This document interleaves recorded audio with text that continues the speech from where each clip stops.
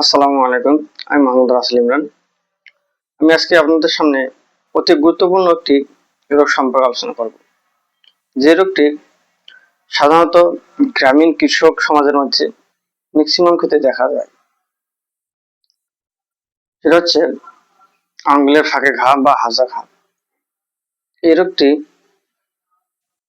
সাধারণত যারা ক্ষেত খামারে অধিক সময় ধরে পানি নাড়ে, নিড়ানি দেয়, পানিতে ভেজে কাজ করে, শহরাঞ্চলে সাধারণত যারা বাসা বাড়িতে কাপড় কাচার কাজ করে তাদের ভিতরে এই রোগটি দেখা দেয়। তো এই রোগটি সম্পর্কে হোমিওপ্যাথি চিকিৎসা ব্যবস্থায় কি চিকিৎসা আছে এবং কি রূপে চিকিৎসা করলে এই রোগটি থেকে সহজে মুক্তি লাভ করা যায় এবং কি কি ওষুধ ব্যবহার করা যেতে পারে সে বিষয় সম্পর্কে আমি আপনাদের কিছুটা ধারণা দেওয়ার চেষ্টা করব। আর আপনারা যদি এই ভিডিওটি দেখে সামান্যতম উপকৃত হন তাহলে কমেন্টসের মাধ্যমে জানাবেন। এতে করে আমার ভিডিও বানার ক্ষেত্রে অনেকটা উৎসাহমূলক কাজ করবে। আর যদি ভিডিওতে আপনাদের কোথাও খারাপ লাগে সেক্ষেত্রে আমাকে জানাবেন, আমি চেষ্টা করবো ওই জায়গাগুলো ইমপ্রুভ করে নেওয়ার জন্য।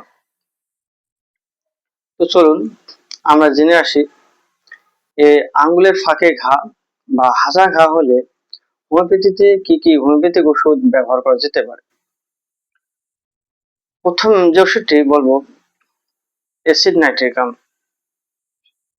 বা নাইট্রিক অ্যাসিড। রোগী শীতকাতর, অত্যন্ত খিটখিটে স্বভাবের, আঙ্গুলের ফাঁকে পায়ের আঙ্গুলের ফাঁকে ঘা, অত্যন্ত চুলকানি, রাগী, বদমেজাজি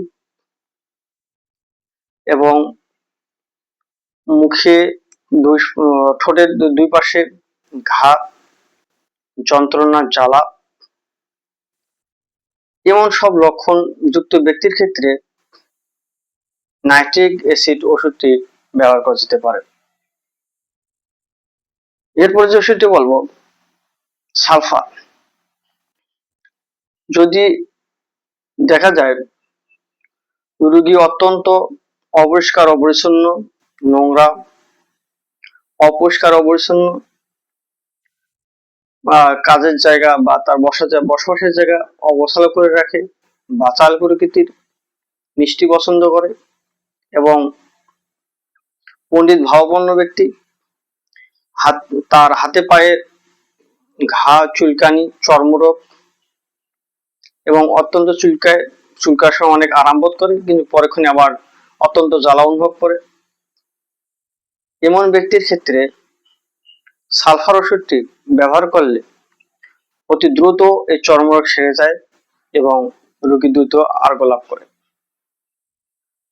এরপর যে ওষুধটি বলবো এসিনেসিয়া। এই ওষুধটির ক্ষেত্রে কিছু লক্ষণ দেখা যায়, সেটা হচ্ছে অত্যন্ত চুলকানি, রোগীর হাতে পায়ে ঘা এবং চুলকানোর সময় অনেক আরাম বোধ করে, আবার চুলকানোর কিছুক্ষণ পরে জ্বালা অনুভব হয়, পানি নাড়লে রোগের অনেক সময় বৃদ্ধি ঘটে, ঘা আক্রান্ত জায়গাটা ভেসে যায় যার কারণে আরো যন্ত্রণা বেড়ে যায়। এমন সব লক্ষণে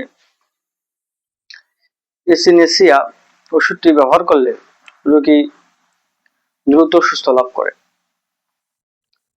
তাছাড়াও এই এসিনেসিয়া মাদার টিংচার সামান্য পানিতে মিশিয়ে বাহ্যিক প্রয়োগেও অনেকটা উপকার লাভ হয়, অর্থাৎ চুলকানি উপশম লাভ করে।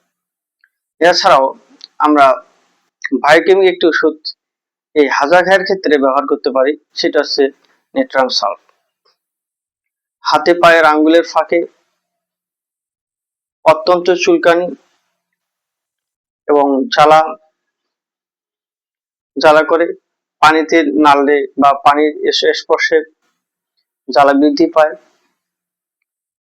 এবং রোগীর পিত্তাধিক্য অর্থাৎ জিহ্বায় পাংশুবর্ণের রং দেখা যায়, পাংশুবর্ণের কোটের পরে আর কি। এরপরে দেখা যায় যে অনেক সময় বমি করে, অনেক সময় আমাশয় দেখা যায়, আমজায়, এমন সব লক্ষণযুক্ত রোগীর ক্ষেত্রে এই নেট্রাম সলভ ওষুধটি ব্যবহার করলে রোগী দ্রুত সুস্থ লাভ করে। এছাড়াও কিছু আমরা আনুষঙ্গিক বিষয় পালনের মাধ্যমে এই রোগকে কিছুটা প্রতিরোধ করতে পারি। যেমন অধিক সময় পানি নাড়া থেকে বিরত থাকা, অর্থাৎ যতটা সম্ভব হাত পা গুলো শুকনো রাখা। এরপর হচ্ছে এই রোগ যখন দেখা দেয় তখন মাছ মাংস সেবন থেকে কিছুটা বিরত থাকা, যাতে করে রোগ একটু হলেও দ্রুত সারার খেতে হেল্প করে। এমন সব বিষয়ে পালনের মাধ্যমে আমরা এই রোগ থেকে মুক্তি লাভ করতে পারি। তবে আমরা গ্রামীণ লোকেরা কিছুটা কেমিক্যাল জাতীয় কিছু একটা ব্লু কালার কিছু একটা ব্যবহার করে, এতে করে তাদের কিছুটা স্বস্তি দিল। এই জিনিসগুলো অনেকটা ক্ষতি করে, তাই এসব জিনিস থেকে বিরত থাকলে এই রোগটি হোমিওপ্যাথিক চিকিৎসার মাধ্যমে প্রপারভাবে সেরে যায়। তো এইসব জিনিস আমরা ব্যবহার না করব। তো আপনারা এই ভিডিও দেখে ওষুধ সেবন করার চেষ্টা করবেন না, অবশ্যই একজন ডাক্তারের পরামর্শ গ্রহণ করবে আপনারা ওষুধটা গ্রহণ করবেন। এতে করে আপনার যেমন কাল বিলম্ব হবে না, রোগটাও দ্রুত সেরে যাবে, আপনার কষ্টও কম হবে।